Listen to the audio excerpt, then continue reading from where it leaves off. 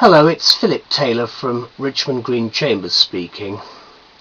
I'm looking at a series of books written by Philip Wood, and one of them, which I've reviewed elsewhere, is The Law and Practice of International Finance, which is a university edition to assist learners with understanding how we operate globally with financial legal issues.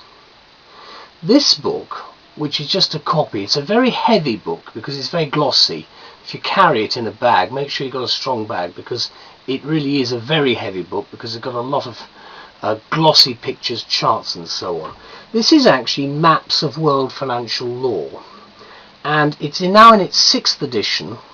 I met Professor Wood and he told me about this book in some detail because I hadn't actually seen it, and I found it fascinating to read. On the internet, I've given it the review title Getting the Financial Global Picture, because actually the maps, that's exactly what the maps do. They give you some picture when you look at the globe as to where the financial strong points are and where the weak points are. And what Philip Wood has done here is, with the special ability he has, he's made the most, in my view, of a difficult area of law sound easy. And he does this brilliantly with the global maps.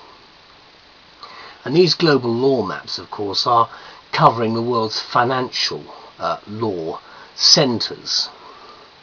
It's heavy, it's a very glossy book, as I've said, and it's part of his magnificent series of publications which he's written in conjunction with his firms of solicitors. He's a professor of law at Oxford and an international professor from South Africa. What he's done, though, with the series of books and this map and the university edition as well, is to explore the mysteries of how finance operates in the world's different jurisdictions. Very suitable in 2009 as we head for very substantial problems within the world economy. What he does, in fact, as well, is he uses the maps to make a great comparison of how different countries operate in different ways. And this is actually a companion now to the university edition of The Law and Practice of International Finance, which I mentioned. What he does is he clarifies key concepts. And I found what was particularly attractive about the maps, apart from the fact they're all in full colour, which makes it so heavy, is the structure, the detail and the scholarship, which is evident throughout. It's got 3 purposes, this book.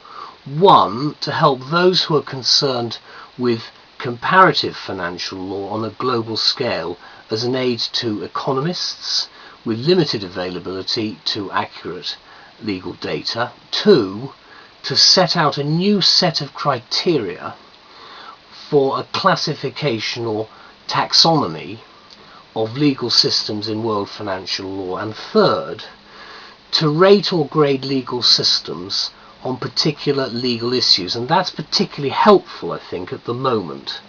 And throughout, Professor Wood introduces as much objectivity as he can, and as the subject allows, and the gradings, in my view, which are given, are as good as you will get.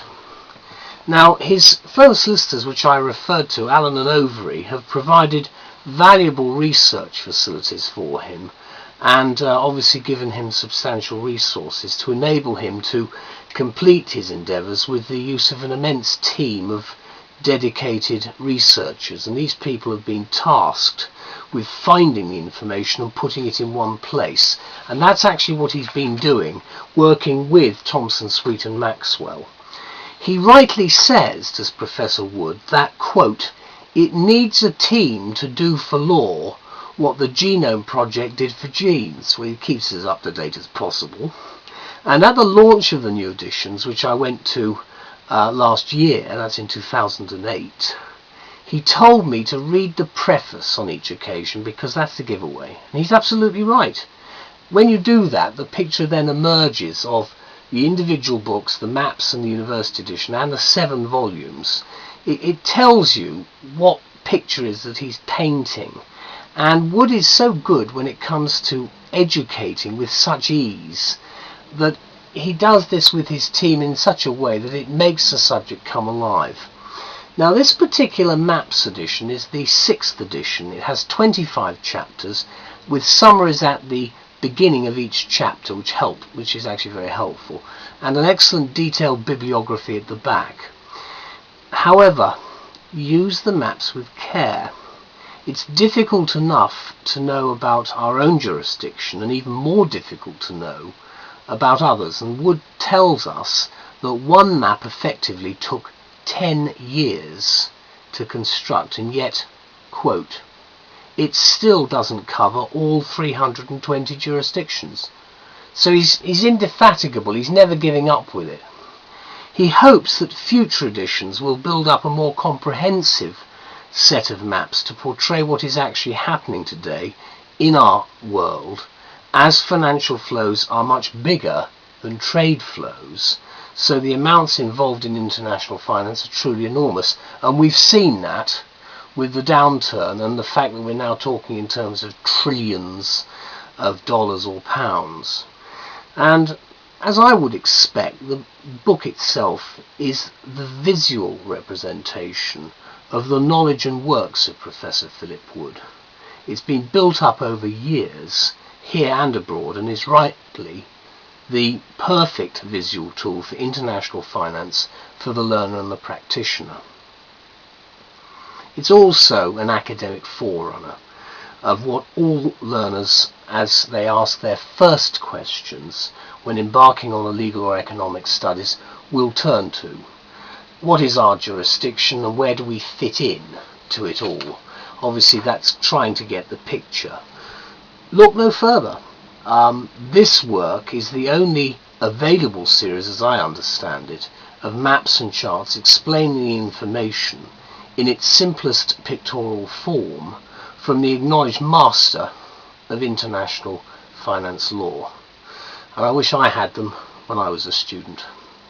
Thank you very much. Goodbye.